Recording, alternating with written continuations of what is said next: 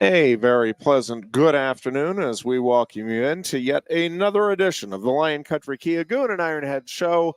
I am the aforementioned Ironhead. This is not the aforementioned Goon. This is Chris Buchignani. Goon would have lost a lot of weight. A.K.A. the Booch, filling in for Goon today, who is down with Jordan Hill's golf tournament that he puts together every year. A great charity event. And new football staff member Jordan Hill. Oh, that's right. Yeah. And now, absolutely. So working up here on Coach Franklin's staff, working with the young men in the program to get them ready for life after football, which comes at you fast. And for most of them, even though these guys are super talented athletes, most of them don't play at the next level, as everyone knows. So that is a fact. He's going to be a great fit for that, man. And Jordan, I think you've gotten to know him a little bit over the years, right? I know I have. Like a super good guy. Yeah. Was a stalwart of this program at a time when we needed him most, like one of the linchpins of that 2012 team. And I think it's cool. He's still keeping up doing what he's doing with his foundation, even as he's moving into this next phase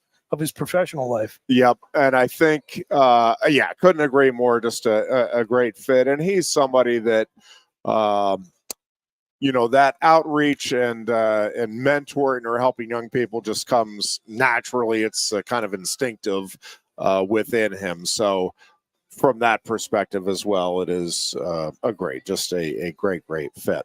A few things that we can get into today. First of all, if you have friends that are like, hey, I still don't hear them on Sports Radio 98.7, the Fox today. This is true. We're doing the Facebook Live show only. Once again today, we finally think we have moved forward on some technical issues at the station, and the hope is that sometime by the end of today, we'll have everything ironed out and be back and on air with Sports Radio 98.7, the Fox here in the State College area. Folks, let me tell you, like pimping, moving a radio station ain't easy. That's a fact. No matter what, if you try to take, and I was talking about this with my wife. I said, when you think about really like the magic that happens where I sit in a box somewhere in State College and talk into a microphone, and then a bunch of wires and connections make it happen that my voice can be heard all over central Pennsylvania. It's a pretty sophisticated operation. And when we try to physically transplant that in a live fire environment, 100%, a couple cogs and wheels are going to get out of whack. Yeah, a couple of things. One is the expected expertise on the technical front fell through. It's one of those things where lo and behold, we can thank Ironhead showed up with a wrench and a hammer and they just sent him home. Thank everybody that is not the case. Guys, I brought the Elmer's glue. We're ready to get started here. But it's one of those things where, life got in the way. And so the folks that were going to be primarily handling that end got called away, and then there's some other things locally, and it was just that perfect storm that seems to happen anytime you're wanting something to go just perfectly smoothly. Just about everything that could go wrong here went wrong, and with that, we're very confident we'll be on the air by Monday. Fairly confident we'll be on the air sometime within the next 24 hours. And it could be even at some point during our show here this afternoon would be best case scenario. That being said, one quick programming note, we're going to finish up just a little bit early. Some other things that we're going to take advantage of to get done today. And since we don't have the radio end, we can cut out a little early without any real difficulty. And so we are doing that probably in the 3:40, 3:45 time. If you're watching live, we'll be ending today's stream and would be broadcast. So just a little heads up on that end. On the things that we take for granted, talking about radio, but I just had this discussion the other day where And it started with the conversation about, kids just today's kids. I mean, they literally have the world at their fingertips. It's like, oh, I wonder what, what actor played in that movie. What was his name? Oh, let me Google it. Boom. Yeah, I mean, you have it within seconds. It would have taken us, at least many hours to, let's go to the library, see if we can research this. I mean, the access that you have now. But the other things that we take for granted, I truly marvel that anybody even thought to themselves at any point along the history here of mankind that, hey, you know what? We see those birds up there. We ought to be able to get up there and fly. And then actually went through and figured out the technology to get us up in the air to where, again, we now can go around the globe within a couple of days time. Like, that is, if you really stop and just think about that people had to think, one, I think we can do that, and then two, all of the technology that goes into that to build the plane, get the mechanics right, let alone going to the moon and all of that. But I mean, the daily stuff, even the automobile and again, just the things that we take for granted. Well, yeah, that's just part of life. Man, it's pretty amazing what mankind has been able to do, in particular over the last 150 years or so. I mean, man.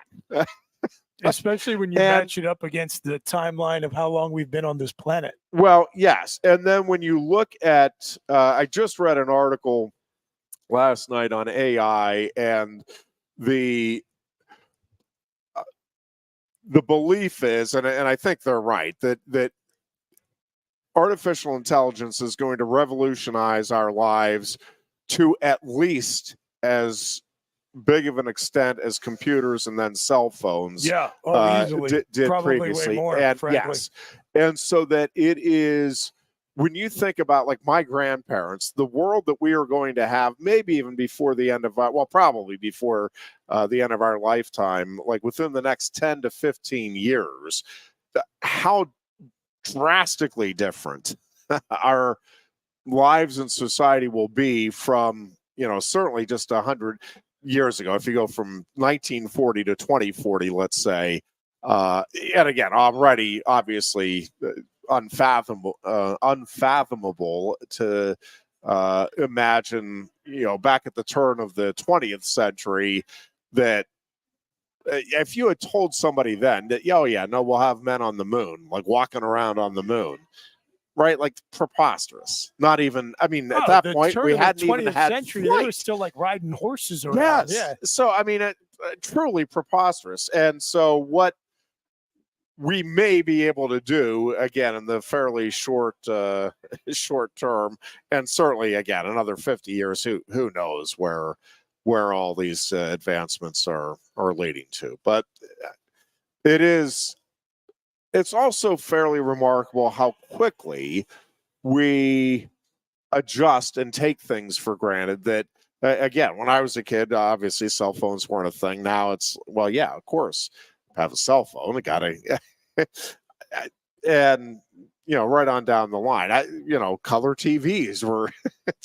Man, can you imagine somebody having a color TV? That is the big shots. Well, now it's like, can you imagine somebody not having a streaming service? You just saying cell phones weren't a thing just made me chuckle, because it kind of brings together the two things we've opened the show with, which is the technical mishaps of the radio broadcasting industry and the lack of cell phones. I was telling my daughter a story about when I was in college, and I was tapped at the 11th hour and 59th minute, along with two of my other friends, to be a replacement crew on a Penn State baseball broadcast at a time when our station had only one set of remote equipment, which of course none of us knew how to operate at all. Like, I fortunately over the years, I've learned how to do some of this stuff, but generally the talent tends to treat this stuff like it's magic. You know, you just Yes. wave a magic wand over it. All of a sudden I'm on the radio. Yeah. So it's not like it would have helped us at all to begin with, but we were at the old Penn State baseball. We'll call it field. Okay. Like it would not be appropriate to refer to it as a stadium. Not as Because for it basically sure. looked like where you played Little League when Yep. you were a kid in the shadow of Beaver Stadium. So it's a Sunday afternoon.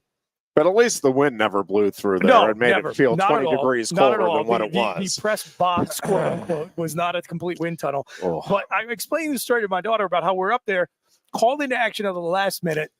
I have no idea what's going on. No remote equipment. And she doesn't seem to understand the urgency of the situation. And then I was like, and no cell phones, okay? Like if you are in one place and the people you need to reach are in another place, like I've got terrible news for you. Yeah. Like you can't just at the drop of your hat text or call that person. You have to go call this thing, find this thing that was called a pay phone, and then hope you had like quarters in your pocket, which was we used to have this thing called physical currency. They were like these small metal discs that you could use. It was sort of like you know, it's like Apple Pay, except you had to like it was in the form of these small metal discs that you had to carry around in your pocket, and you'd put these little, we called them coins, into a big box, and then you could make a telephone call if you could find one of these. Just that changed from the early 2000s to today. Totally life changing. Ruined a ton of sitcom plots from the 80s and 90s that could have been easily resolved. Well, and then you look at the way technology has impacted sports in so many different ways, and how different all of that is from even like 10 years ago, the degree to which technology has. What do you think the biggest technological impact on sports has been? Let's just say in the last like 15 or 20 years. Well, boy, that's a good question. I don't know that I got a great answer. I mean, if they have robot umpires, that's going to be it for sure. Like we're getting closer and closer. After last night's Pirates Brewers game, I'm all in on that. Well, that's the thing. Now that they've got that graphic on the screen, so you can see how often they're screwing up. Like I just hear the call for it more and more. Well, and first, so a couple things about that since we stumbled into it. Yeah. I don't know how accurate that graphic actually is. I do, yeah, I kind of wonder because a little bit myself. We were watching that, and it was actually, I'll give my kiddo credit. My kiddo's like, I thought it isn't the strike zone shoulders to knees, and it's like, well, yeah, and he's like, well, why is that box not shoulders to knees? And I'm like, very good point. You're absolutely right, and that's a great point. Because it's more like chest to knees. If you like, we're actually, you know, it's looking funny at you say that, because I took my daughter. We were at a minor league game last month, and I was trying to explain the strike zone to her and trying to find a picture online of what you know, a screen cap of one of those, and then she kind of asked me the same thing. She's like, well, that doesn't match what you just told me. I was like, never mind. No, and it really doesn't. And I've been really looking at that lately now when the games come on. I'm like, and even with the you know, covering the plate, I'm like, well, I don't think that's quite necessarily lined up right. But what was interesting last night in the Pirates Brewers game was, so there's going to be a lot of borderline pitches, and it really doesn't. And I'm speaking just for me. Like if it's just a little off the inside and they're calling it a strike, it's like, well, that's part of the game. Like that doesn't bother me. What was bothering me last night was there were like 3 pitches that were low, out of the strike zone, but close. Like, well, okay, now you know what you're getting. And then the next pitch was actually in the strike zone, a little higher, and that was called a ball. And I'm like, well, you can't, like, you just need consistency. That's what upsets people. And then there were a couple of other ones where, again, a pitch was in the exact same spot, and it was like right on the line. I'm like, I get it. It can go either way. But I mean, there were 2 of 3 pitches were like in the exact same spot. One was a ball, one was a strike. I'm like, well, you can't, like, that makes it really hard for pitchers and hitters. And you could see it last night. The pitchers and hitters were getting frustrated because it's like, well, that's not what you just called last half inning. and that's where, it just gets aggravating. Do you think that's going to happen eventually, where the human umpires will be eliminated? Up until I maybe do. the last year or two, I was pretty skeptical. Yeah, I hear do, so just many people calling for it. Yeah, and I'm not necessarily.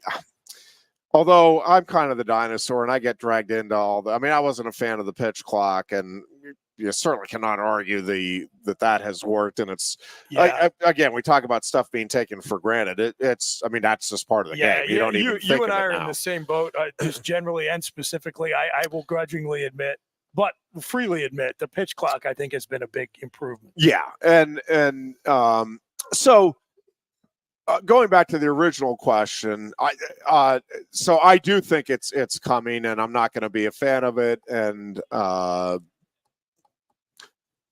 because and part of it for me is I do think part of baseball is the art of deception and getting a catcher who is good and can, and I understand you want to get the calls right. That's always the argument. But I'm going to come back with the same thing I do every time we get into the discussion on football is, well, you're not getting everything right across the board in baseball or in any sport.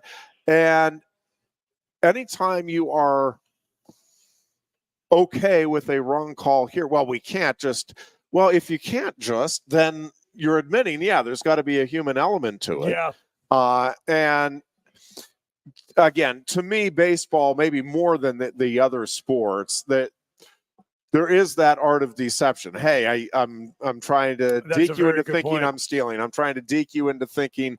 So I don't know. To me, that's you're taking away part of the game. But I think it's coming. I think there's going to be a louder and louder clamor for it to occur from players and media alike. Well, and to your earlier point, as AI starts to infiltrate more and more into our day-to-day lives, it's going to feel less and less unusual. Right. The concept of having a computerized umpiring. Yeah. One of the other things I don't like about it, particularly with Major League Baseball, is that, I mean, in general, I kind of feel like part of the appeal of sports is that it's like a human endeavor. And so the human variability, the human officiating is part of it.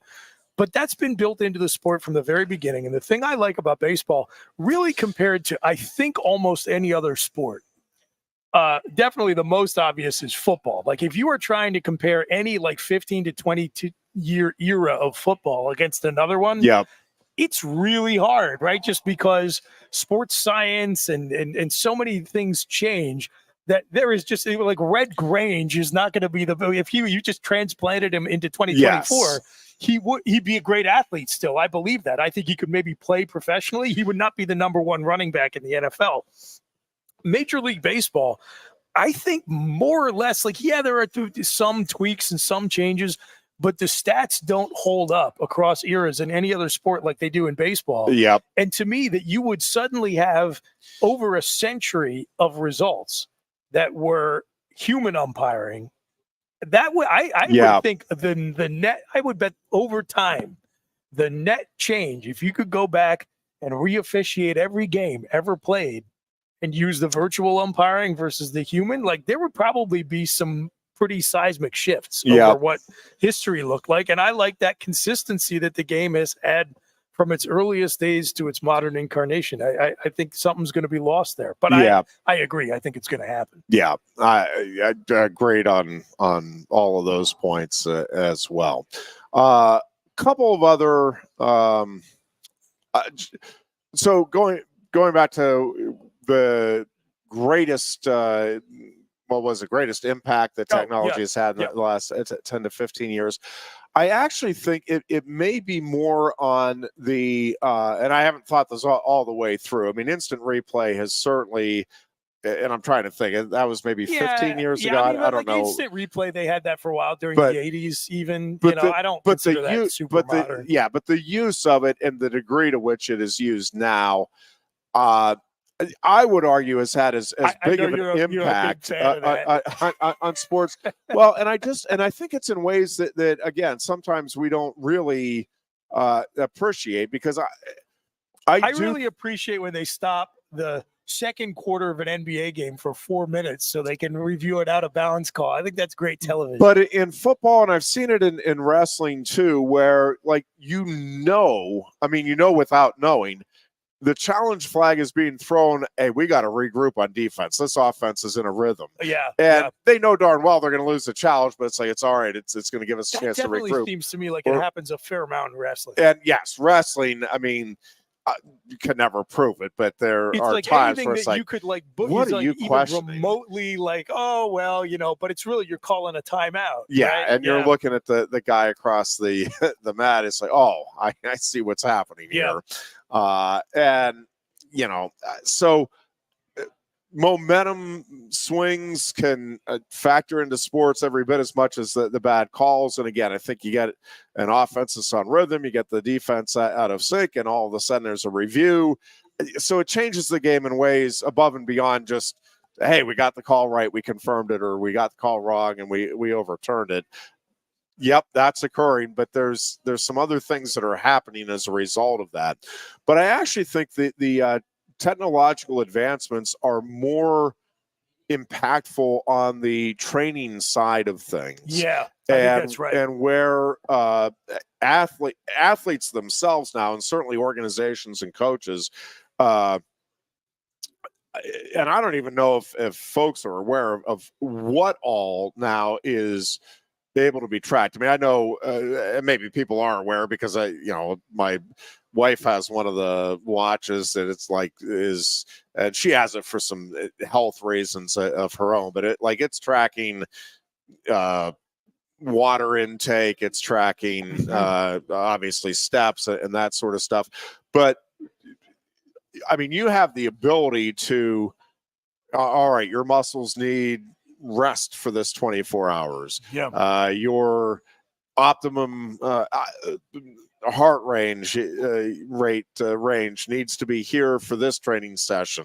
You need to get 8 hours of sleep on this night. Like the degree to which we now and again, we're talking about we can all do it to some degree, but like at the Olympic level or some of the professional levels, the degree to which they are able to monitor and figure out what is needed for optimum performance from an injury preventive standpoint, from a bulking up standpoint, from an endurance standpoint, nutrition. I mean, all of the different things that they are able to really monitor, track, understand what is going to give you the best opportunity to perform at your best. I mean, it really is amazing, and I don't think like we've topped that out. I think the AI stuff is going to be. It's going to be next level here. Like real soon, they are going to be able to perfect an AI that can go through every plate appearance, every pitch, whatever you're trying to perfect as an athlete, and spit out analysis about what you need to work on. Yeah. And all of that. I mean, that used to be something that would require hundreds of man hours. Yes. And it's just going to be able to accurately do that processing in a very short amount of time. Like everything on the injury recovery front. I was talking about just the other day how much improved ACL recovery has become just really in the last 10 years. Yes. I mean, once upon a time, you blew your ACL out and that was it. Yeah. You were done, and then for a long time, like that was it. Like that was the end of Gale Sayers' career, blew out his ACL and you were done. Then, 80s, 90s, you could come back and play. You were never going to be the same player again.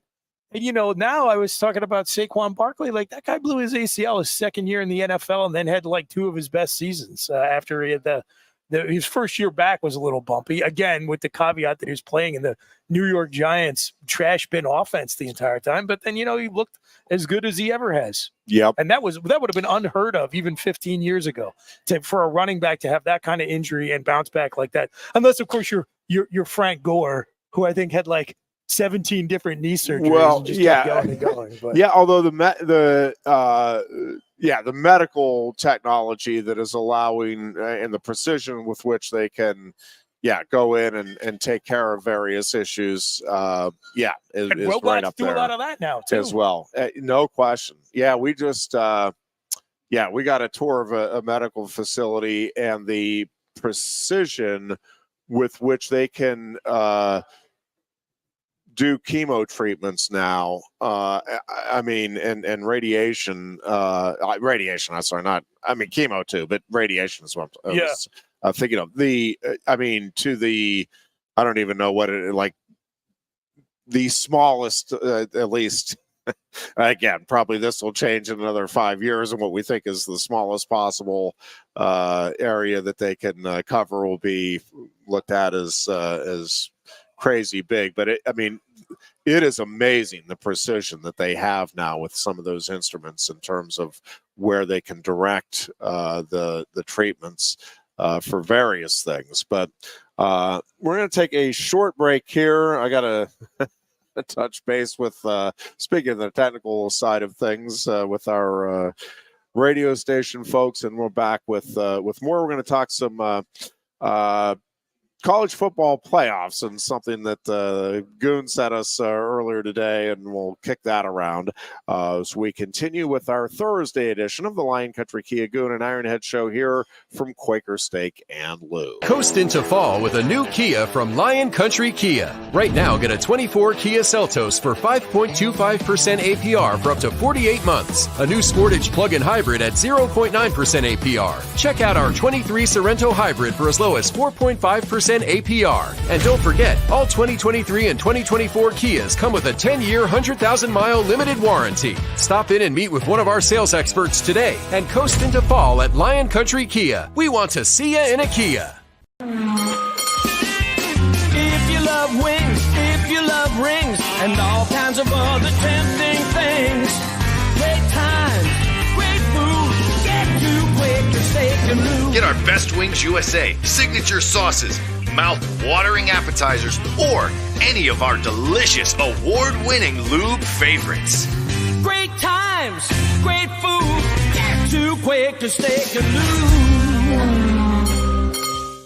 The Center Hall Farm Store has been serving Center County and beyond for well over a half century. A small family business, the Center Hall Farm Store specializes in animal nutrition and manufactures its feed fresh using local ingredients. Get the best in horse, cow, pig, chicken, and bird feeds. If you're not already a customer, stop in and see why so many of your neighbors are. The Center Hall Farm Store at 110 West Allison Street in Center Hall, or call us at 814-364-1393.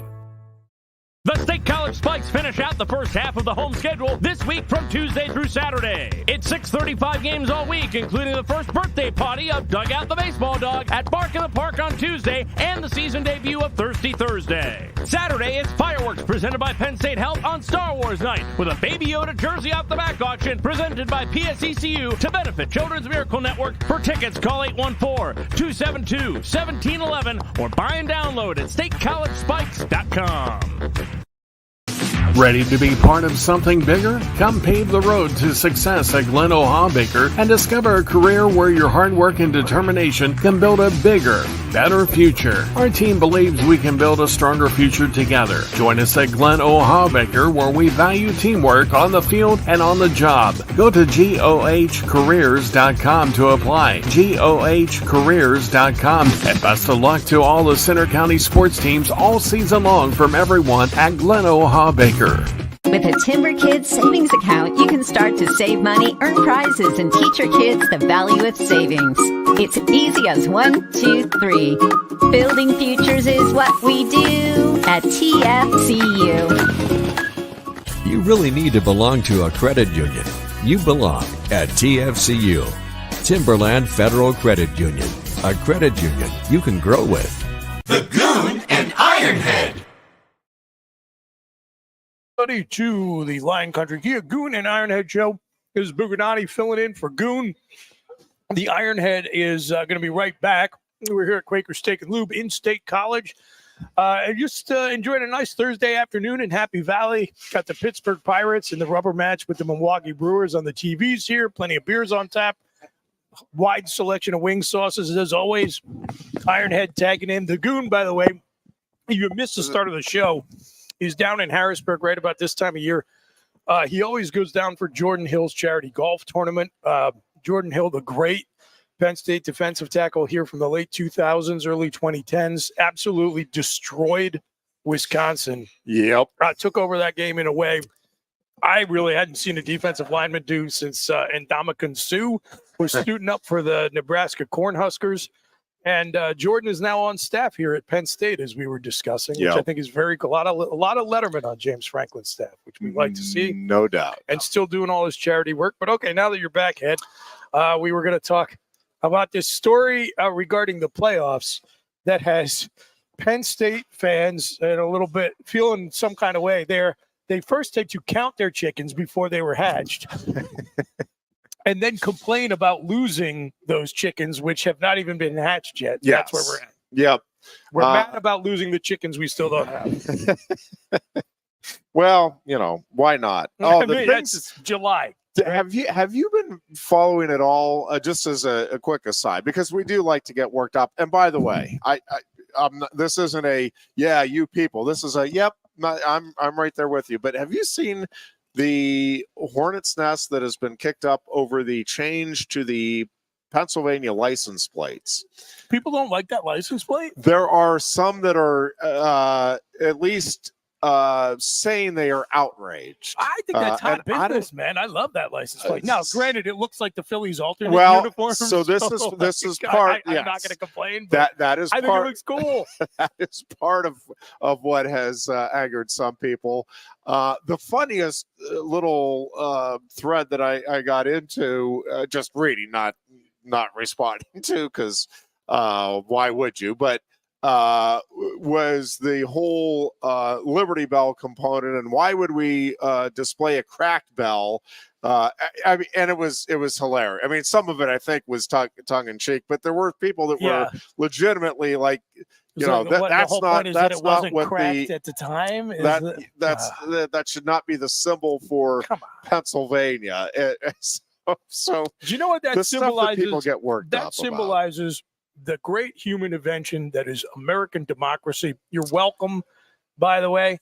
Although I do want to just get a heat check on you here, Ironhead. Are you like me, still ultimately at the end of the day? I will be now and forever. You've got a friend in Pennsylvania, guy? Yes. Yeah. I mean, that's the move. Yes. I like the new plate. I know some people, because people don't like change. I get it. But to me, you're never going to top. You got a friend in Pennsylvania. Yes, 100%. That is the Penn State blue and whites. That's the Yankee pinstripe. To me, like you're never going to top it. Just go back. Yes, I wholeheartedly agree. As far as the playoffs and Penn State football goes, if you're looking for something to get upset about, and my gosh, aren't we all always? The Dear Goon sent us the article. I think you had already seen it. I had. I had not. But and it's out in a few different places. But the story directly here is from what is it? Nittany Central, and that's. Title of the piece is How College Football Playoff Selection Criteria Could Affect Penn State Football's Chances of Hosting a Home Game. And goes on to... I think our inability to get through a regular season without 2 or more losses is going to affect our ability to have a home game. But neither here nor there. That could very well come into play, is my understanding, for the upcoming season. But the executive director of the college football playoffs, Rich Clark, earlier this week, yesterday, announced some of the criteria that will factor into who will host those first-round games in the college football playoffs. Clark saying that whether hotel availability and ticket sales will play a factor in determining first-round home teams, and the ranking of teams from 5 through 12 as well will factor in the new playoff system. Imagine that. Imagine your ranking at the end of the season factoring into where you're seated in the playoffs. So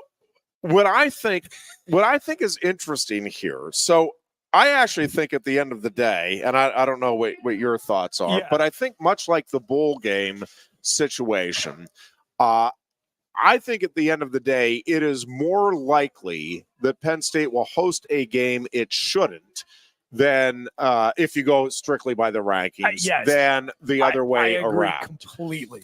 Because I think a big part of those rules are to say, like, hey, just so you know, Boise State, we don't care where you're ranked. Like, you're going to be the 12th seed no matter what.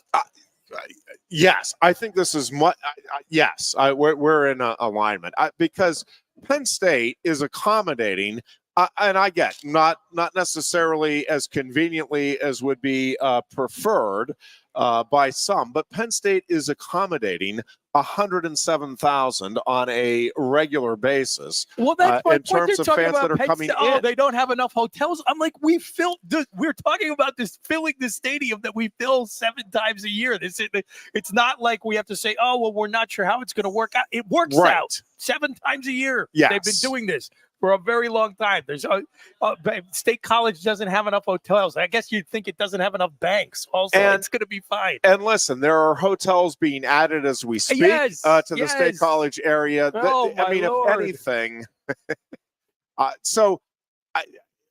think the weather component is what a lot of people are focused on. I think the hotel availability a little bit, but in terms of the Penn State fans, their reaction is like, oh my God, they're not going to let cold weather teams.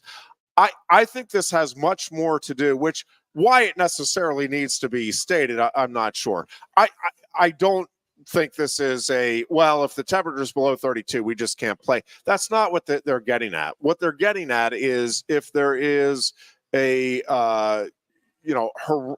there is a blizzard that is coming in, we may not want that game there. I don't know that it necessarily goes to the other team then automatically. I think it may be more of hey, let's see if there's just like the NFL had with when they were looking at moving the one Steelers game because of the potential weather to Buffalo, like that type of a thing. I think is more likely. This isn't the weather has to be perfect for our playoff games, or we can't do this. There's clearly an understanding of the advantage to being a higher seeded northern team if you get a southern team there. I really don't think that's what was. I can understand why there were people. I don't think it was clearly stated or stated as clearly as it should have been. Yeah. But I think this is much more, hey, in the event of, boy, we have a snowstorm that is coming, or circumstances are such that this is going to be, really brutal logistically to try to pull off. That, we do have the option. Like, it's not automatic, that you go there, but. It could have been left unsaid, honestly, for the number of times that's going to come up. Agreed. So that's at least my read on it. I'm in 100% agreement. Because, again, let's also think about this. Let's think about it just in terms of the product integrity. You're going to want those games. You're going to want the appeal of being able to broadcast like what you would assume would probably be like a whiteout playoff games from Beaver Stadium. Right. You're not going to look for ways to put that at the Link or Acrisure Stadium. So it was odd to me that they said that, but it might have been Nittany Central. It might have been one of the outlet I was reading says Penn State strikes out on 2 of these 3 criteria. Yes, we can sell tickets. But apparently seem to think we don't have enough hotels, although I don't know where the people are staying when they come up for our 7 home games every year. I don't think that's an issue. And like you said, we keep building more and more hotels. There's plenty of Airbnbs. It's fine. And then the whole thing about weather, the whole thing just, to me, is nuts. I'm like, have you not heard of the NFL? Didn't 12 people end up dying at that Bills Dolphins game? They don't care. They're playing the games. And they're playing these games in the frigid months of the cold. Like, there is a big, big difference between late January in Western New York and late December in Central Pennsylvania. It's going to be fine. I don't think there are any issues. look, could there be an early December blizzard? I mean, I suppose there could be. But again, if we are worried about whether or not weather is going to interfere with our ability to host a game as a 5 seed, that's what I like to define as a good problem to have. Amen. Yeah, I don't. I think at the end of the day, I think the ticket sales component is actually much bigger. Like if you're listing the 3 factors that were named there, weather and hotel availability. I mean, yes, you need hotels, but again, whatever size stadium you have, I mean, they're obviously accommodating it at any of these places, and that's not to say right that you couldn't have better.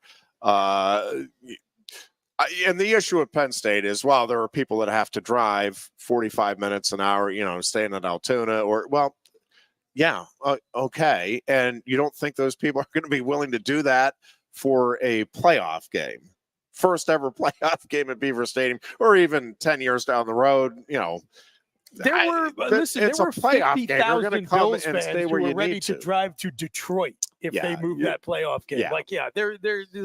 This is not an issue. These aren't issues. It's made up nonsense for us to talk about in July because it's not quite time to start previewing rosters. And truthfully, the ticket sales component, I was trying to think of this. Obviously, there will be fewer ticket sales at like a Boise State than at a Penn State because there's fewer seats available.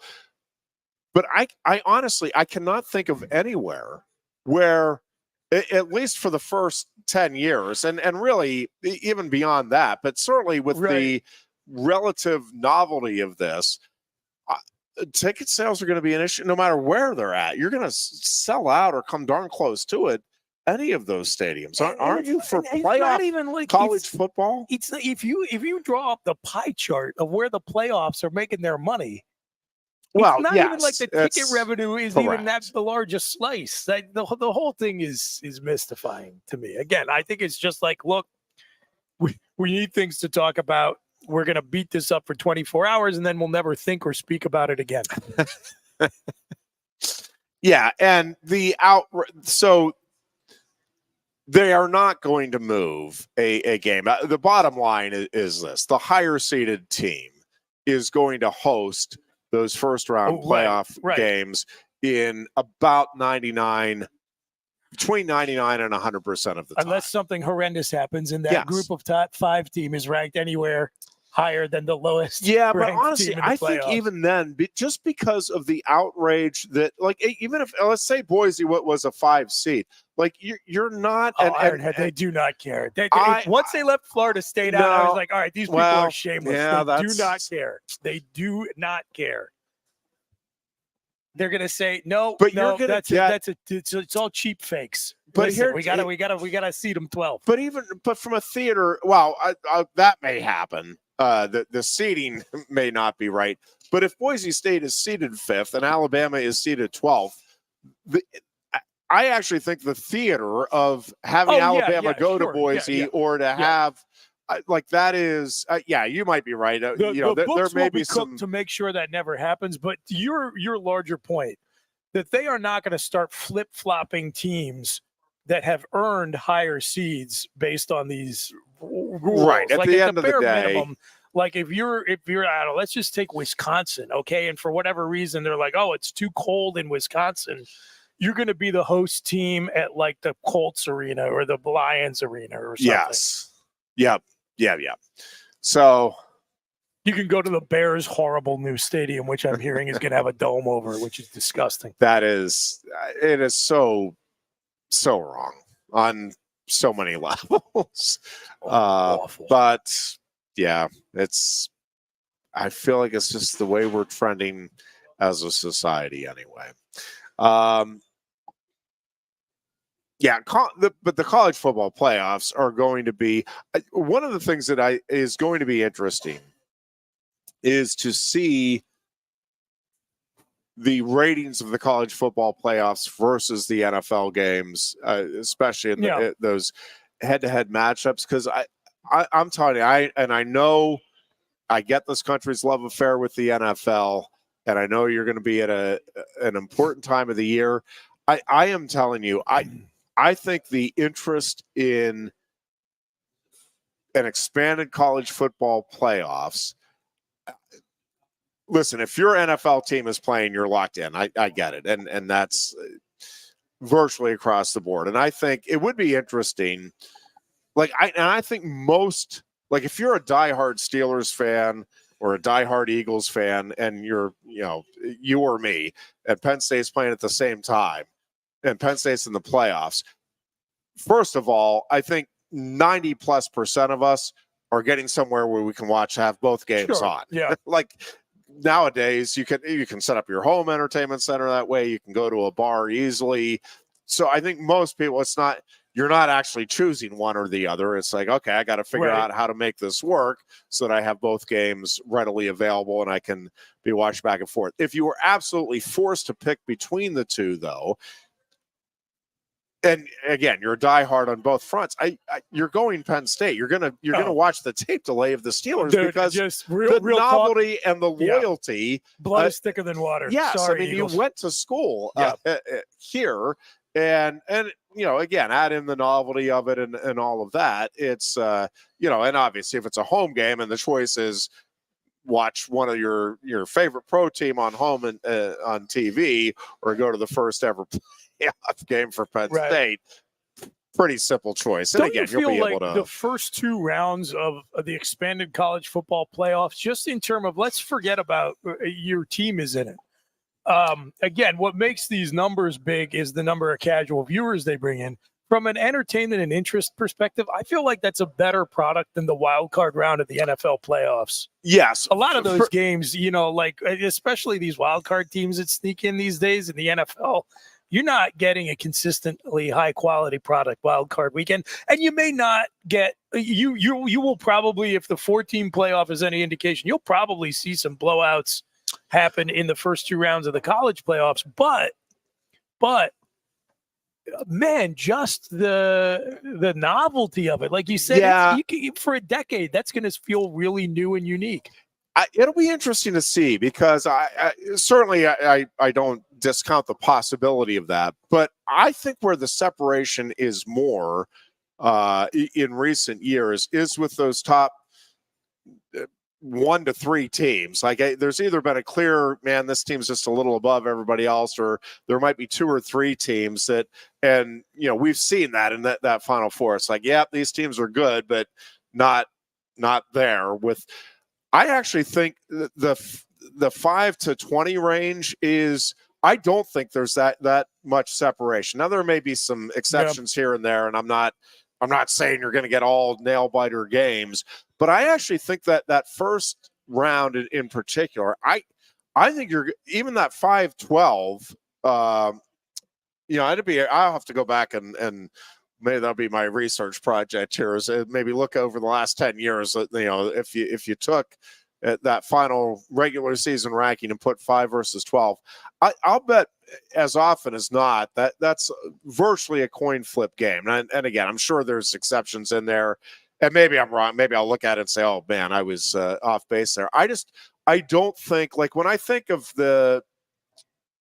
just the Big Ten, it was like, okay, Ohio State and Michigan, but a lot of years it's been one team that's kind of clearly, and more often than not, it's been Ohio State. And then again, it's not that they're unbeatable on any given day, but it's like they're clearly, when they're on, they're just better than anybody else in the conference. But I think once you get, like, I don't think there's as much separation once you get to the second or third team, and then go to like the 5th team in those conferences. Same thing with the SEC. Like, Georgia, Alabama have kind of been the class of that conference.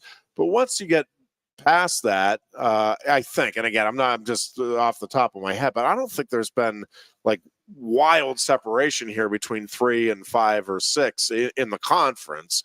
And then, when you factor in some of the non-Power 5 conferences previously, again, you're talking about getting up for one game here in terms of the first round of the playoffs. I think those teams can get up, even if they're not as touted across the board. There's going to be a different energy level there for that opportunity. I don't know. I'll be curious to see my gut feeling is those first round games are going to have fewer blowouts than we've had even in the semifinals or championship. Yeah, I hope you're right. And I hate using small sample sizes. So this is just a hypothesis at this point. Yep. But we've got about, NIL became legal in July of 2021, although it was so Wild Westy that first 12 months. I don't think anybody really knew what we're doing. So we're less than half a decade.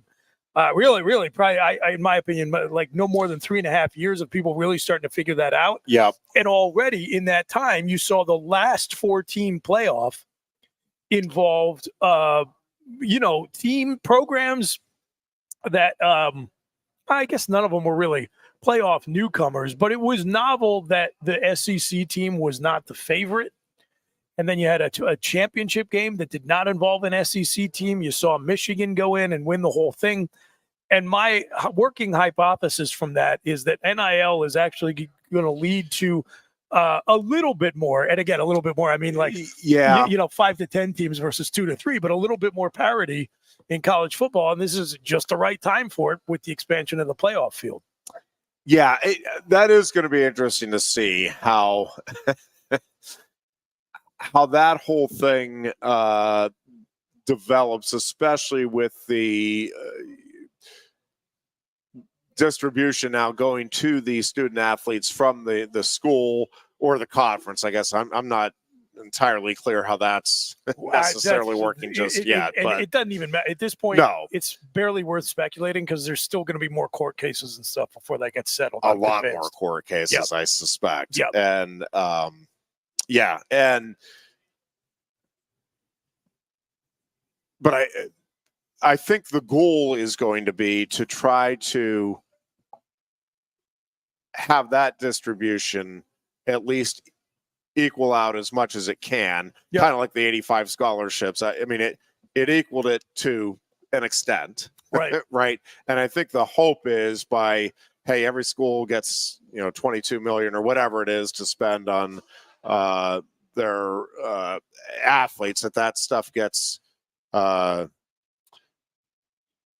figured out in a way that it's equal. At least that part of it is okay. Every school that's going to be playing big time college football is this amount of money is going to, now even that's not going to impact every program the same, right? Because Ohio State, as we've talked about, has much more revenue than, let's say, like an Illinois or Rutgers. Right. So that, as a percentage of what they're spending their student athletes, it's a fraction compared to what, a smaller schools is going to. But at least there's some semblance of fairness or trying to create as equal a playing field as you can, understanding that there is no such thing as an equal playing field. And really that's in any of these sports, because even where the sports where you have, and the NFL is a great example. I mean, they do everything they can to let's make this so every team is 8-8 or now, 8-9, 9-8. And there are organizations that some do it right, some do pretty it wrong. Consistently are nowhere near that, and others that are pretty consistently above it. So soon to be everybody is 9-9. Yes, which brings up which is better than they should have got. They should have. If you're going to go that route, go to an even number right out of the gate. Yeah. The 17 never made any sense to me. Although, anyways, yeah. Pursuant to this conversation about the playoffs, what I like about the NFL moving to 18 games, and again, everybody follows the NFL's lead. First of all, it's great for the US of A because that will allow the Super Bowl to happen President's Day weekend, and we can finally get what every red-blooded American deserves. I've been saying for 25 years, I want one person to run for the presidency on the platform of I will make the Monday after the Super Bowl a national holiday, and I'm serious. What unifies the American population more than the Super Bowl? Like literally nothing. Look at the television ratings. It's obvious. Make so we can finally have the Monday after the Super Bowl as a holiday. But in my opinion, more importantly, it would allow for the bye week that happens between the conference championship games and the Super Bowl to line up very nicely with you do your late December first round of the college football playoffs. Yeah.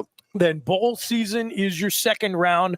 Then you play your semifinals. You give your championship contenders the week off while the NFL plays its conference championship games. And then you play the college football national championship on a Saturday like God intended, not on a Monday night where it kicks off at 9:35. So you know what? Like if the NFLPA is like, we're going to figure out a way to do it, I'm all for it. Let's do the 18 games. Let's get that Monday after the Super Bowl off. And for God's sakes, let's do the right thing for America, for humanity, frankly, and get the NCAA football championship game played on a Saturday.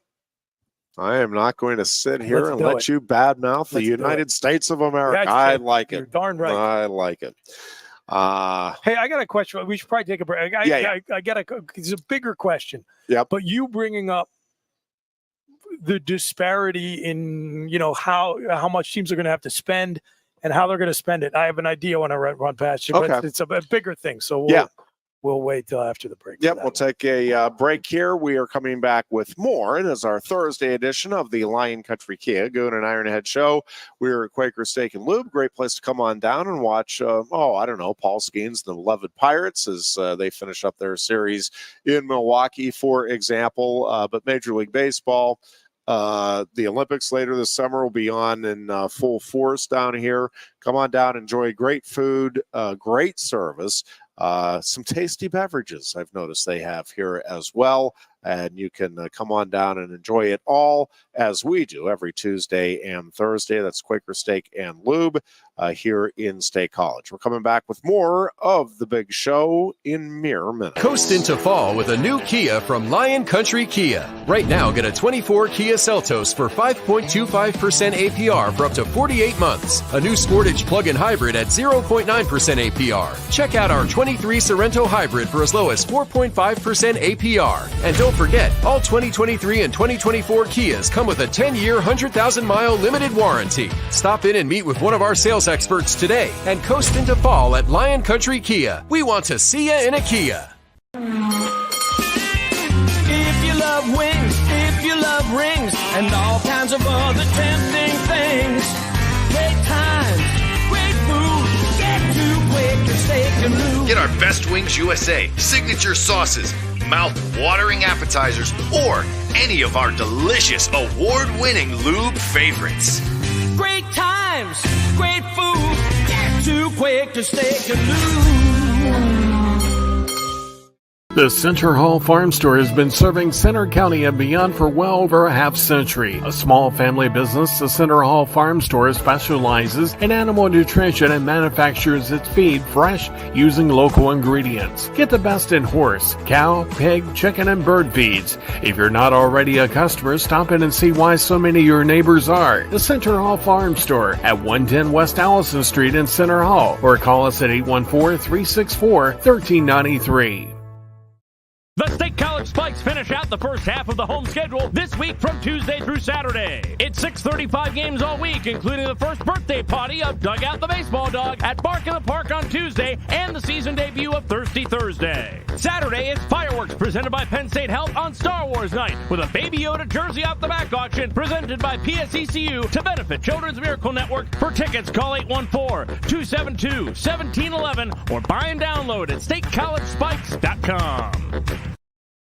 Ready to be part of something bigger? Come pave the road to success at Glen O'Habaker and discover a career where your hard work and determination can build a bigger, better future. Our team believes we can build a stronger future together. Join us at Glen O'Habaker, where we value teamwork on the field and on the job. Go to GOHcareers.com to apply. GOHcareers.com. And best of luck to all the Center County sports teams all season long from everyone at Glen O'Habaker. With a Timber Kids savings account, you can start to save money, earn prizes, and teach your kids the value of savings.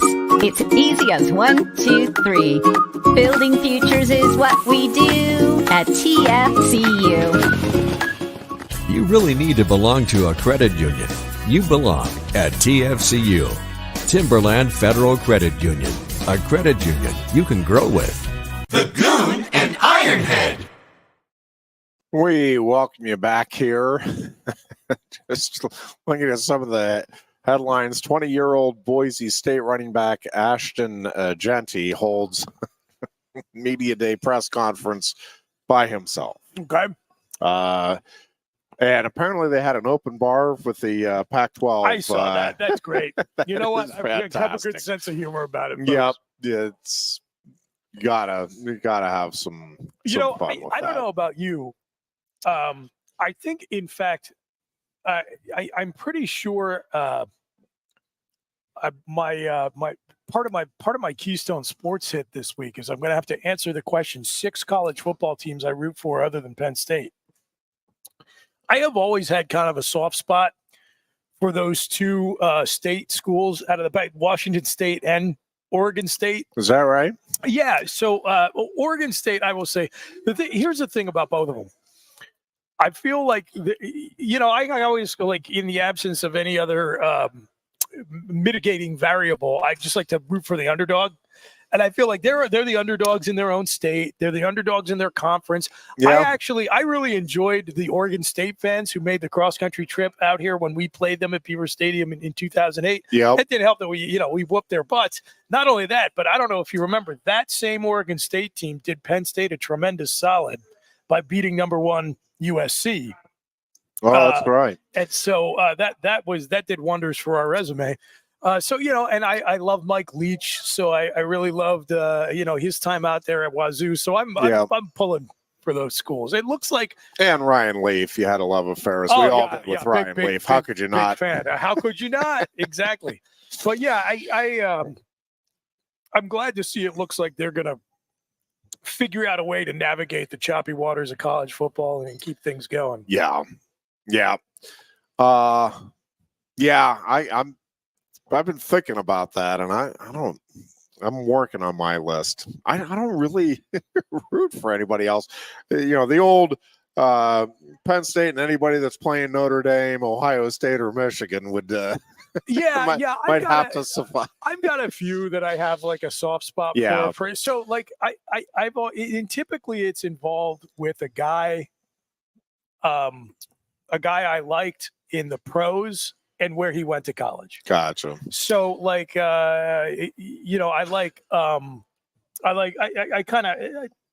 I don't root for BYU, but I'll watch a BYU game because Jim McMahon was my favorite NFL player growing up. Yeah. So I just always had this little bit of a soft spot for BYU. So yeah, I try to think about those. Yeah, like the reasoning I gave for like Oregon State and Washington State, just kind of felt like they always had to be the little engine that could in their own state because they were overshined by Washington and Oregon, those kind of things. But okay, so talk about the choppy waters of college athletics. I was just talking to Goon the other day. It was earlier this week. And I have this idea. I want to hear what you think about this. I'm dead serious about this. I think that we are moving into an era in college football where football programs are going to have to create and hire for what I'm just going to say is essentially a GM role, where they maybe even have their own front office, where you have people whose job it is to oversee the management and acquisition of talent and the compensation component of that. So you have somebody who's not a football guy. You have somebody who's like you have in an NFL front office, somebody who probably understands talent evaluation, but more importantly, understands how to crunch numbers and says like, okay, this is our $22 million that we have available to us. This is what's coming in from outside sources. This is the amount of money that we have to build a roster, and then works with the head coach to do that. I don't see any other way that you can continue to compete at a high level without outsourcing that job to somebody whose position it is. And then sure enough, today, Adam Schefter broke this news that Oklahoma is bringing on as a consultant Jake Rosenberger, who was part of the Eagles front office for a long time, worked under Howie Roseman, who is one of the absolute best in the business at being a wizard with crunching the numbers, was there when Philly won the Super Bowl. And he's going to come in and advise Oklahoma on what Schefter calls right here in the tweet, the salary cap era of college athletics. So what do you think? You buying that? Yes, I am. I also think I think you're going to have a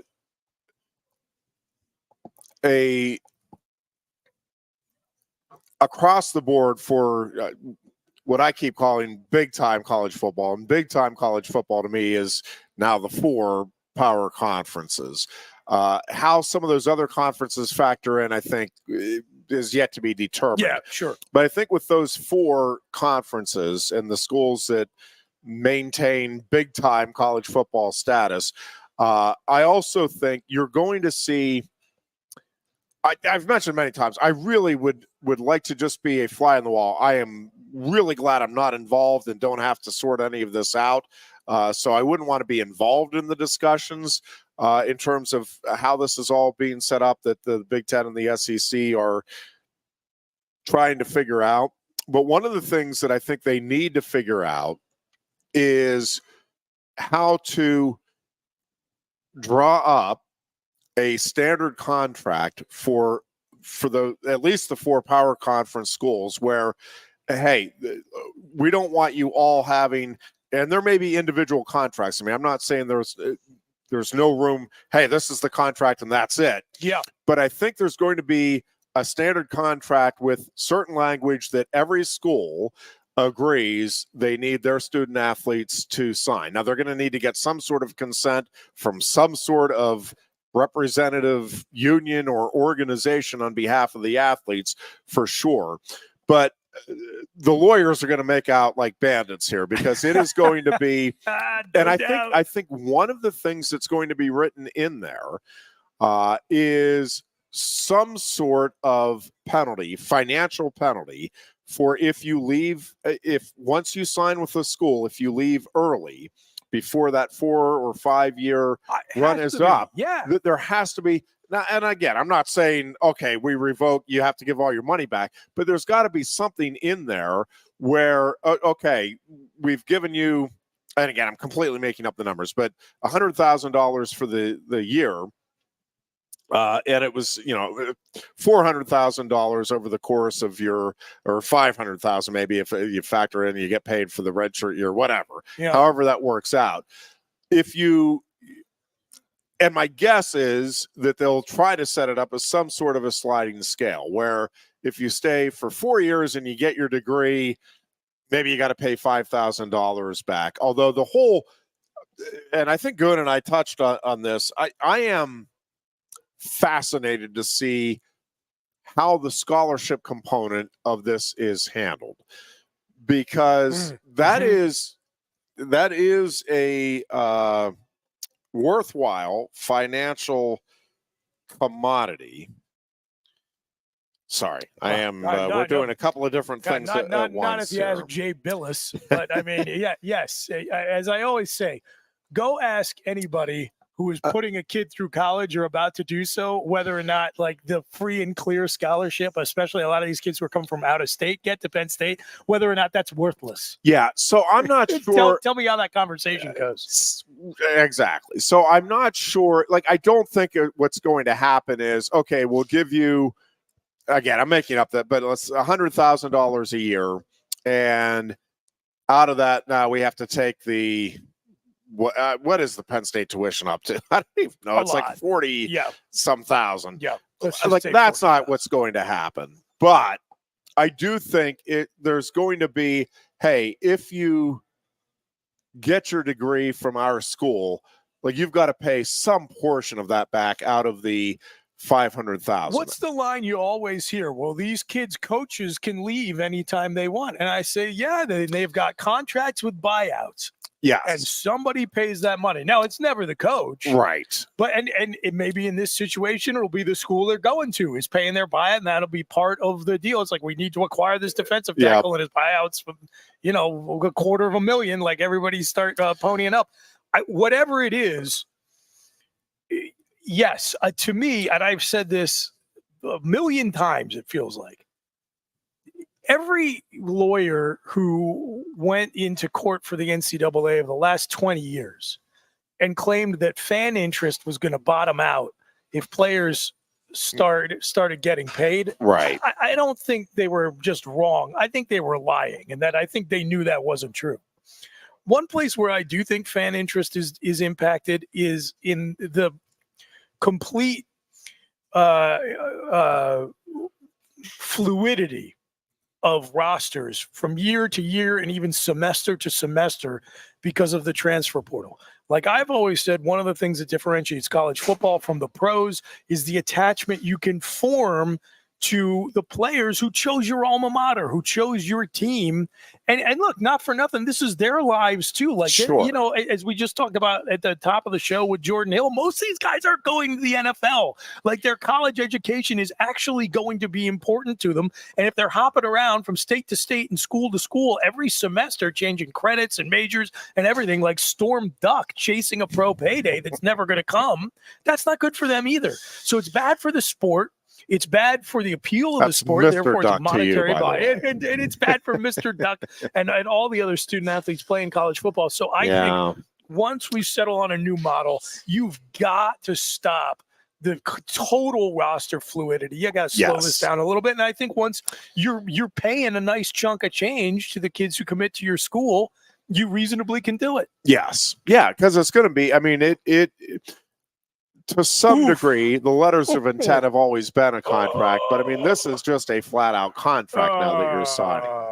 By the way, speaking of money talks in the sport of college football, I just got a bad recruiting update here. Four-star wide receiver Lex Cyrus out of Harrisburg is headed to Kakalaki. Is that right? He was picking between us and South Carolina, and he just announced he is, at least for the time being, going to be a Gamecock. Now, again, like to me, there's hope is never lost because you already put all the time in on this kid. All you need is a little bit bigger bag of cash, and for him to be not quite satisfied with the way things are working out far from home, and they could be a Nittany Lion in a year or two. But yeah, that stinks. That's a big blow to Penn State's recruiting hopes at the wide receiver position because he looked Lex Cyrus like he was all but in the bag for Penn State. But I mean, again, who cares about any of this stuff because he could go down there, collect a check, and then come up here and collect a check. Yeah. And as we talked about the other day, that one hurts at the same time. If you get, the next 5-star guy to come in, it's, oh, okay, well, it kind of ends up being good. Quarterback going to Mizzou, it's like, oh, you're worried about Penn State missed their 5-star. I'm like, there's always a 5-star. There's always some quarterback who's the next big thing, usually 3 or 4 of them every recruiting cycle. And, you look at the situation, like let's look at Oregon and Ohio State, 2 top teams in the Big Ten this year. Most people agree. Yep. Ohio State's got a quarterback room that is packed with 5-star guys, and the guy they're expecting to start is the only one they didn't recruit, the transfer, Will Howard from Kansas State. Yep. Oregon has 2 transfer quarterbacks. They've got Dylan Gabriel. He was in his final year of college football after playing 2 decades. And he is, although did you see Cam Rising could potentially play an 8th year? It's wild. But anyway, Dylan Gabriel, a mere 6 years of college football. But he's at the end of the line. And then they've got Dante Moore, who they flipped over from UCLA after he was their backup last year as a true freshman. And so there's a clear line of succession. It's like, okay, we got our starter, and we got our quarterback of the future to be his backup. Ohio State, man, there's pressure's on in that situation. That hits any kind of a snag. And, both internally and externally, things start to run hot pretty quickly. So this whole idea of like, we got to have the biggest name quarterback out of every recruiting class. It's like, if you are doing that, you are doing it almost with the understanding that unless something gets really screwed up, 2 out of those 3 guys are going to transfer. Right. So, it's not great to lose as many of the top in-state guys as Penn State has this cycle.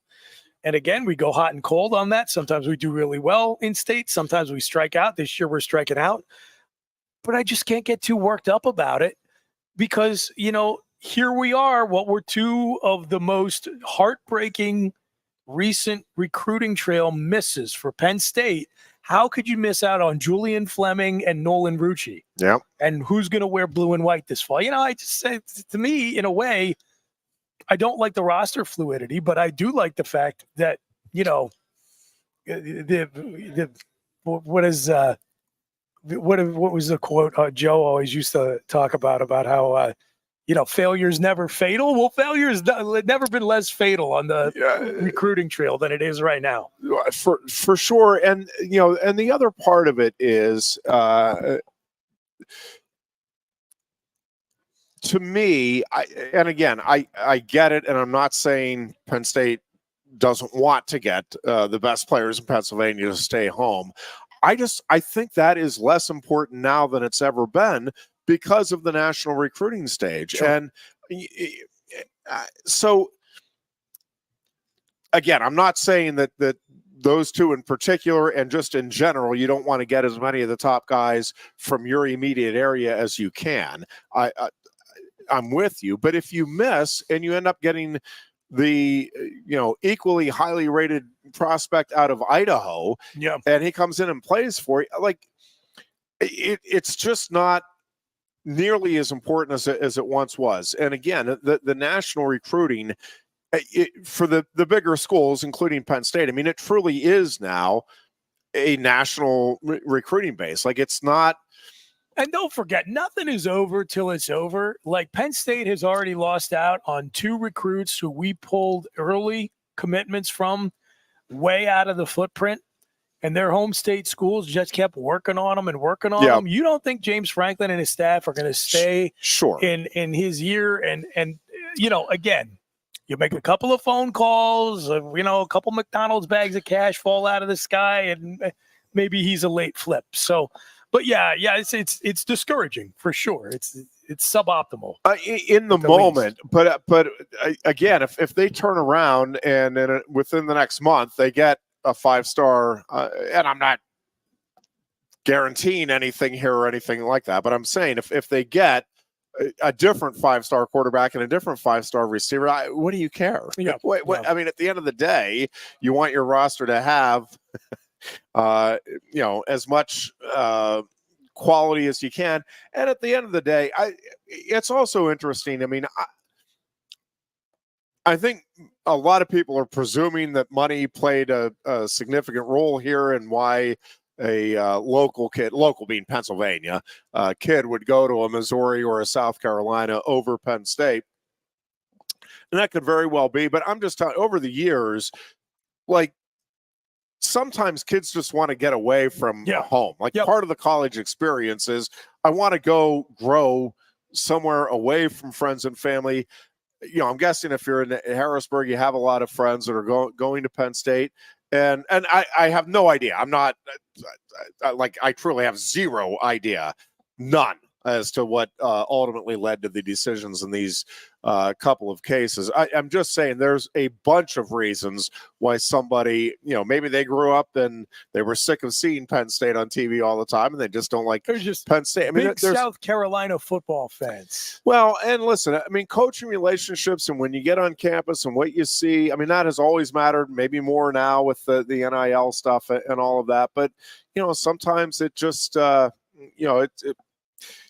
you get there and you're like, no, this just feels like the place I want to spend my college years. It is wild, though, the struggles we have had recruiting a wide receiver recently. Like, there's always one position where it just feels like we're absolutely face planting, and right now it's wide out. And so to that end, because I do think relationship with coaches matters, and I'm not again, I don't have any insight here. I'm not on the beat or anything like that, but I mean, how does it not raise questions about, do you have the right coach there that is developing the right relationships? Yeah. I mean, it at least has to be a question and a legitimate discussion, I would assume, in the football offices. Well, because this isn't, a 1-year dip, fine, but they let Taylor Stubblefield go specifically because of that. And I was like, well, at least that guy was developing wide receivers who knew how to catch the football. Now it seems, and again, like, I don't want to make it sound like I'm bagging on Marcus Higgins because I feel like, again, I don't like small sample sizes. I want to see a little bit more. Yep, but I'm what with I you. know is that at least when I watch Taylor Stubblefield coached wide receivers, he might not have been bringing in the biggest names on the recruiting trail, but I was like, that guy knows how to run routes and catch a football like a Division I wide receiver. Well, Then I watched last year's team, and I don't know if it was how much of it was Mike Yursich, who I truly and genuinely believe has mental problems. I'm not a professional to make that diagnosis. But if I'm not sitting here with the DSM-5 right in front of me, but if I had to guess, there are a couple of screws loose up in Mike Yursich's head, and it's telling to me that he went from making $1 million as the offensive coordinator at a top 3 Big Ten program to doing, I don't know, what's he doing now? Like he's not even volunteer coaching a high school team like J.J. Redick was before he became coach of the Lakers. Yeah. So, I don't know how much of it was Mike Yursich, but the receiving game last year was so unbelievably bad. Like, I can't believe it occurred at a Power 5 program, frankly, not just a team that was ranked in the top 10 of the country. Well, and to me, it is perplexing when you have a quarterback the caliber of Drew Aller and you have the name and reputation of Penn State and you have a clear need, like you would think. And look at the list of guys you put into the league. That if recently, you're a big-time receiver, hey, where could I go that I could make an immediate impact, get big numbers, and raise my stock in the eyes of scouts and all of that. I mean, to me, Penn State is such an obvious destination right now if you're a big-time receiver because of all of the things that we have going on. And again, this is one particular case. I'm not saying this is solely pinned on Higgins. Again, there could be a wide variety of things that factor into this, but it is concerning that, again, to me, there's such an opportunity there. You would think that there would be, a bunch of guys jumping at the opportunity. Yeah, man, I think I could go be the guy. And truthfully, if you're a big time 4 or 5 star recruit, you could come here and be the guy right out of the gate. Yeah. And, make a tremendous name for yourself. I don't know. It just, again, when you have the quarterback, you have the school that is consistently competing, trying to take that next kind of final step. It seems like if you're developing relationships, you ought to be able to get one of those big time recruits to say, hey, let me go in here. From Allen Robinson to Chris Godwin to Deshaun Hamilton to KJ Hamler to Jahan Dotson to Parker Washington. Whoever was the number one guy at Penn State went into the league. And a lot of them were high draft picks. Yeah. So I don't know, worth keeping an eye on anyway. We'll take a break here and be back with a final segment. It is the Lion Country Kia Goon and Ironhead show here from Quaker Steak and Lube. Coast into fall with a new Kia from Lion Country Kia. Right now, get a 24 Kia Seltos for 5.25% APR for up to 48 months. A new Sportage plug-in hybrid at 0.9% APR. Check out our 23 Sorrento hybrid for as low as 4.5% APR. And don't forget, all 2023 and 2024 Kias come with a 10-year, 100,000-mile limited warranty. Stop in and meet with one of our sales experts today and coast into fall at Lion Country Kia. We want to see you in a Kia. If you love wings, if you love rings, and all kinds of other tempting things, great times, great food, get to Quaker Steak and Lube. Get our Best Wings USA signature sauces, mouth-watering appetizers, or any of our delicious award-winning lube favorites.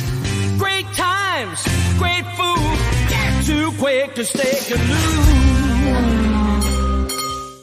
The Center Hall Farm Store has been serving Center County and beyond for well over a half century. A small family business, the Center Hall Farm Store specializes in animal nutrition and manufactures its feed fresh using local ingredients. Get the best in horse, cow, pig, chicken, and bird feeds. If you're not already a customer, stop in and see why so many of your neighbors are. The Center Hall Farm Store at 110 West Allison Street in Center Hall, or call us at 814-364-1393.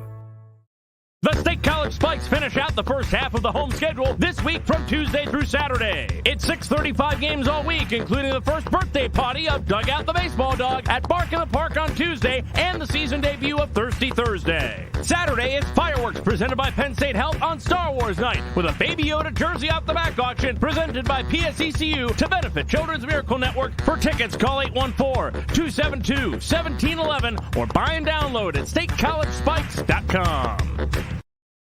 Ready to be part of something bigger? Come pave the road to success at Glen O'Habaker and discover a career where your hard work and determination can build a bigger, better future. Our team believes we can build a stronger future together. Join us at Glen O'Habaker, where we value teamwork on the field and on the job. Go to GOHcareers.com to apply. GOHcareers.com. And best of luck to all the Center County sports teams all season long from everyone at Glen O'Habaker.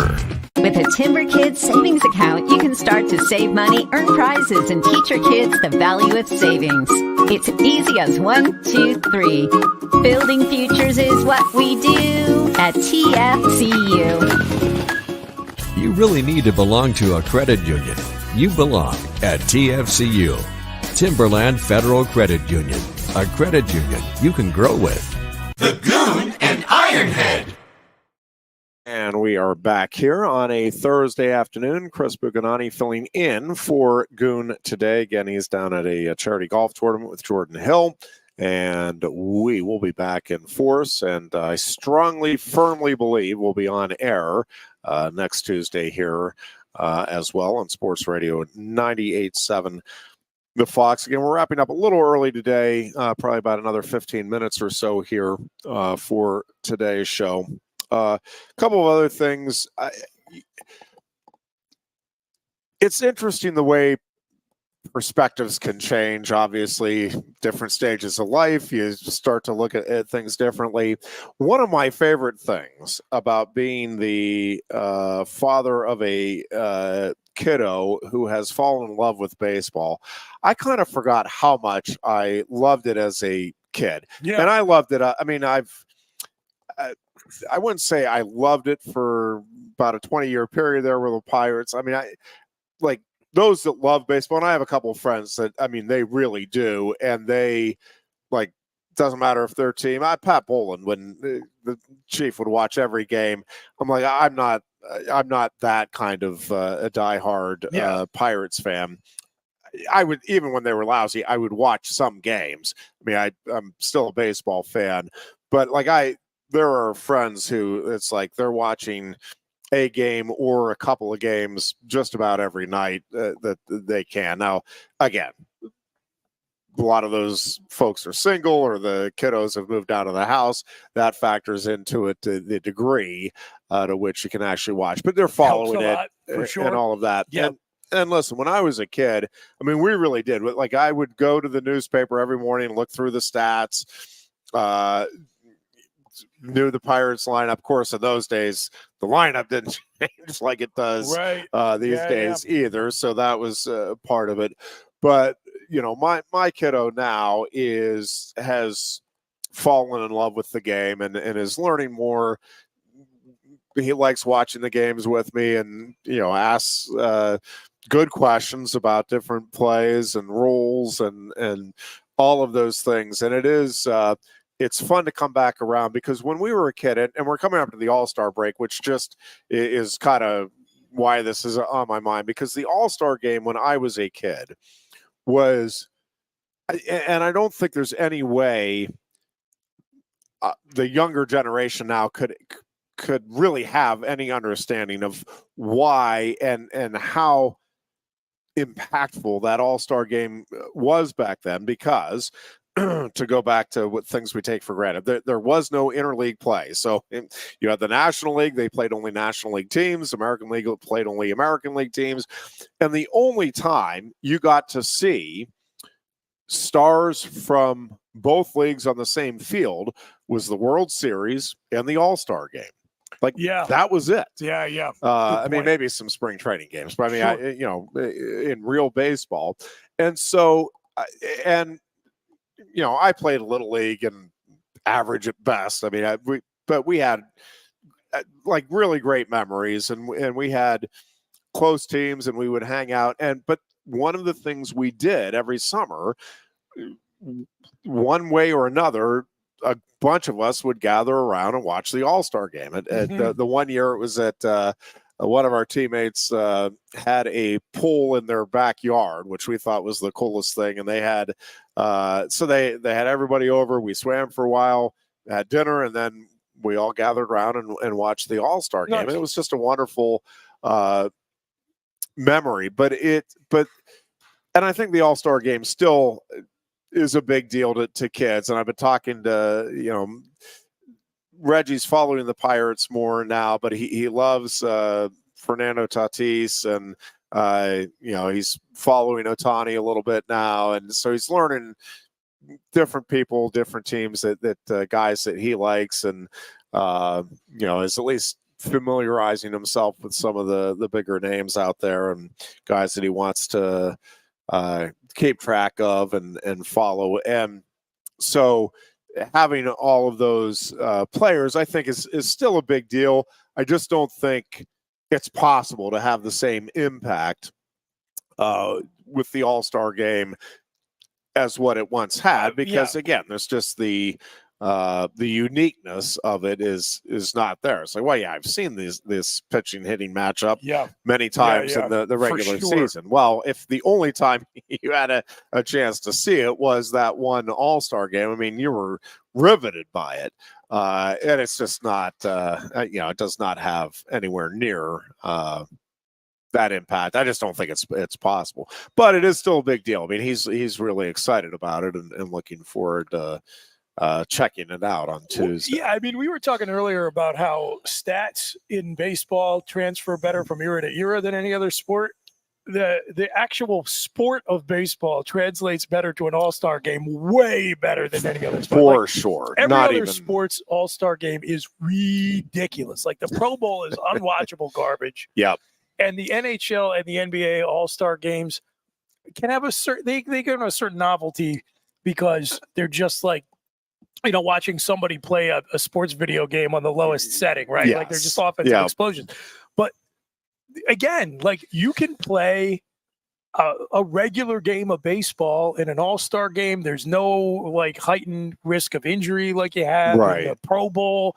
There's no, it doesn't look like, just like a farce the way the NHL and the NBA games do. Like, is there going to be a little bit more offense? Like, yeah, for sure. But in terms of like, what does a regular baseball game look like and what does an All-Star game look like? There's so much less difference in Major League Baseball than anybody, like by far any of the other sports. It's not even close. And it will be interesting to see if Mr. Skeens were kicking around a little bit down here, if he does in fact get the start for the National League. What do you think about that? I know you're biased, but what do you think? Yeah, I mean, I would love to see it. So if you're trying to get eyeballs to the TV set, right? Like who's going to get more eyeballs to the TV set at the start of that game? And it's the All-Star game. Who cares? The whole point of the All-Star game is to be like a purely entertainment product. You don't even have the nominal stakes attached that you used to where home field in the World Series was attached. Like this is just to be entertaining. The guy earned his way onto the team. Why not? Yeah. And it's been interesting because I mean, he really is a phenom in terms of, obviously Pirate fans are we're through the roof excited because my God, possible savior here for the organization. But it is fascinating to watch him, obviously pitching at Milwaukee here this afternoon, but it's fun to watch opposing fans come out to see him. Sure. And then, even if he's doing well against their team, like he has gotten a couple of, one, a standing ovation, but he's gotten a couple of rousing ovations from opposing fans on the road because, again, it's like, wow, this guy. And, the thing that's, I mean, there's a couple of things, obviously, that Skeens has going for him. But the fact that it's not just the fastball. I mean, he has the fastball, obviously, but man, like he pitches like a guy that's been in the league 7 or 8 years and has finally figured out how to get the full arsenal and knows everything he can use. Like, he has all of that in his tool belt out of the gate here, which is just, I mean, it's amazing to watch. It really is. But you have, you know, the stash is something that everybody can, all right, well, that's, you know, there's Everybody a signature loves a good stash. Yeah, and listen, you to be a phenom or something that draws in, you know, even non-sports fans, you need some kind of hook, and the stash is the hook. And then obviously the fact that he's dating Livy Dunn isn't hurting anything, because you got a lot of gymnastics fans out there. That's what it is. Yes. Or college gymnastics fan yes, base is that's huge. exactly right. It is. And social media folks that are like, oh, she's dating that, let me check out this guy. So, you know, not unlike the Taylor Swift Travis Kelce effect, there is, you have that crossover. Well, in this case, I guess a couple of crossover audiences, because there are people that actually do appreciate the gymnastics of Livy Dunn, I've been told. But obviously, you know, the social media component is a big deal for the Pirates and for Skeens. And so, you know, all of those things coming together. But, I mean, the guy has been, you talk about somebody that had so much hype that it was impossible for him to live up to it, right? Like, we talk about expectations all the time, and it's like, you know, Penn State wrestling, what is it going to do next year that anybody is going to say, wow, I can't believe it? Nothing. Like, they could go win 10 individual national titles, and I mean, people, wow, that's really impressive. I mean, I guess I shouldn't say they can't do anything, but like, it feels like there's nothing that's without. I'll tell you what, they could win not within 5, their and range. it would not feel remarkable to a lot of people at this point. I think that's fair. So, I mean, Skeens, like the expectations were so bonkers off the wall. Sure, man, this guy's just going to come in and be able. Well, he's come in and he has pretty much dominated the league to this point. And again, it doesn't feel like, you know, okay, well, yeah, he's getting him the first time through. Wait till they see him the next time, because he's seen a couple teams now the second time, and he has made the adjustments to and they're like, wait a second, this isn't the guy, you know, we're getting different pitches. And like, I mean, this is just a different level of pitching mastery that we're seeing from Skeens for a rookie. And again, as a Pirates fan, it's a whole lot of fun, but I just think for Major League Baseball, this is obviously a great story. And Where's with all he of from? the things, originally from California, I thought right? he was from California. I wasn't positive. Okay. So, yeah, he is, again, just obviously a great story this year in Major League Baseball, and certainly for the Pirates. And another 1, 2, 3 inning here. He's got it going in Milwaukee so far here. Getting his usual level of run support from his teammates yes, as well. Indeed. 0 runs through 6 innings. Figure out a way to win it 1-0 if they can. But well, I think we could wrap things up unless you have something urgent that you feel like you need to get out there. No. You know, someday before we get into the meat of previewing the Steelers and the NFL and college football, I do want to revisit this whole idea of, like, is a college football team going to need a front office? Because to me, the interesting question, it's something Goon and I talked about when I raised it with him, is right now, like, a guy in James Franklin's position is being asked to do way too many things, many of which were entirely out of his wheelhouse when he got the job. And not only out of his wheelhouse, things that he wasn't allowed to do. Yeah, they didn't even exist. They were prohibited specifically. Right. Like, well, he probably could have done it at Vanderbilt and no one would have noticed or cared. But yeah. But the other thing is that is going to require, despite the fact that I think most, in some respect, most college coaches would love to have some of these new additions taken back off of their plate. Unlike the NFL, this has been a sport where, since time immemorial, the head coach has been the alpha dog. I mean, they've made the most money. They have had 100% of the control. The buck has stopped with them, and they've been able to wield that power, and they like doing it, right? I mean, all of these guys have egos.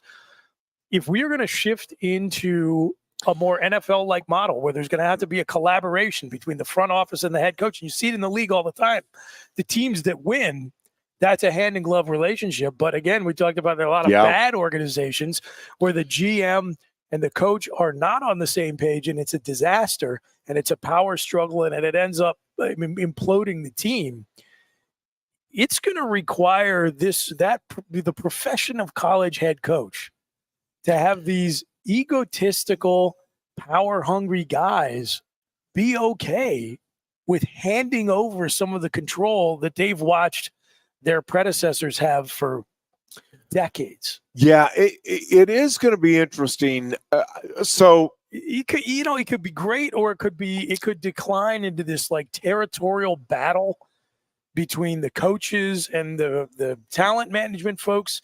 And you're going to need a strong athletic director who should be the person charged with making both of those hires. Yeah. To basically approach it the same way an NFL owner says. I think the best way as an owner is if I own an NFL team, I always said, like, I don't know enough about any of this stuff. I got to make smart hires.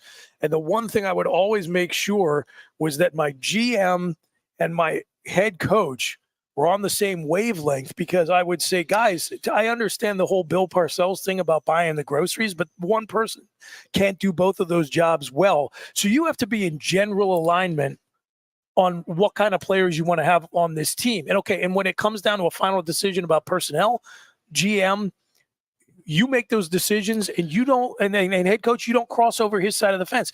And when it comes to developing that talent, and when it comes to making decisions in the game, the head coach gets the final call, and you don't, GM, come over to his side of the fence. And if the two of you are ever not playing nice, then I will come in and I'll break the tie. Yeah. But like, you've got to be aligned. And so like, that's got to be the job of the athletic director. So I think it's going to have to go in this direction, but I also think it will open up a whole new can of worms. Well, yes, and we'll delve into this in a future program for sure, because I could see it developing a little differently, where the GM, for the lack of a better term, is a staff member under the head coach. That the head coach is still the guy. Yeah. And this guy, yep, you're almost. I mean, it's a significantly glorified recruiting coordinator, but like, sure, you're the guy that, you're going to do the paperwork and all of this, but I'm going to tell you, like, you need to take care of the details. But I don't know. It's interesting, because I do think that there has to be, as we move forward, some division of labor with, I mean, we've talked about it, like, a coach can't do all of the things, I don't think, effectively. There's also the point Bill O'Brien made about his time in Houston when he's talking to Brenneman and Hackenberg when they released that interview a couple weeks ago. The coach has to be able to be the good cop on the he has to be there, on the, when it comes to player development and discipline and playing time, the coach is the bad cop and the GM's the good cop. When it comes to the money, the GM's the bad cop and the coach is the good cop. You can't be coaching up a guy and then also be the person who's got to like deal with quarreling over his incentives in his contract, right? No, I think, and so that's the way things are going in college. I think keeping track of the money is going to be complicated. And I think you just don't want to burden your coach with having to be the one who's deciding not only who's going to play, but how much they get paid. Yes, we agreed there. We will be back on Tuesday. The Goon will join us at that time. Until then, folks, be good and be safe. Coast into fall with a new Kia from Lion Country Kia. Right now, get a 24 Kia Seltos for 5.25% APR for up to 48 months. A new Sportage plug-in hybrid at 0.9% APR. Check out our 23 Sorrento hybrid for as low as 4.5% APR. And don't forget, all